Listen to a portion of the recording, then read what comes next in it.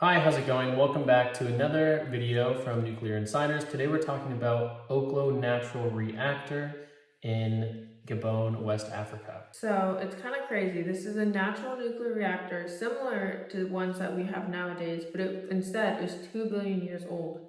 It was discovered in 1972 in a nuclear fuel processing plant by, what's that guy's name? I don't know the guy's name, but they're French scientists. Francis Perrin.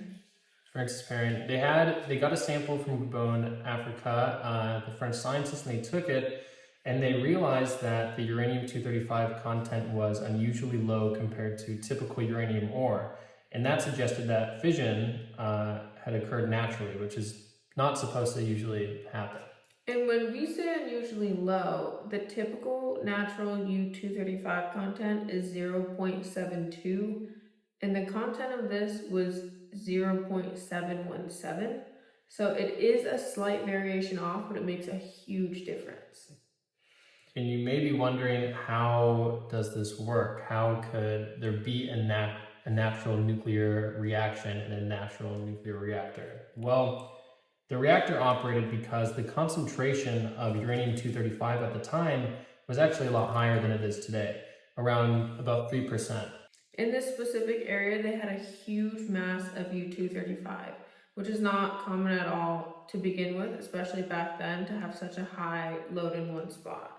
So they had all these natural uranium deposits, and groundwater acted as a moderator, which slowed down the neutrons to sustain the fission chain reaction. And over hundreds of thousands of years, the reactor operated intermittently, generating a bunch of energy.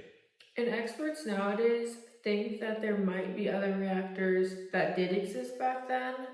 We haven't found any. And there's also a huge possibility that they were destroyed in geological events. I bet there's some out there that we haven't found. I mean, it's not like we're looking. So. If there's one, there's gotta be more. Yeah.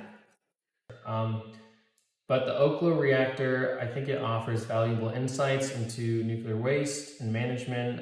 It provides a natural example of how radioactive materials can be safely contained over billions of years. And additionally, studying the reactor helps scientists understand the nuclear process and the behavior of nuclear waste over long periods of time.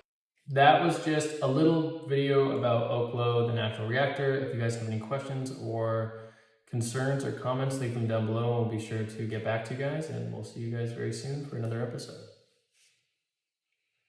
Stay curious. Every time.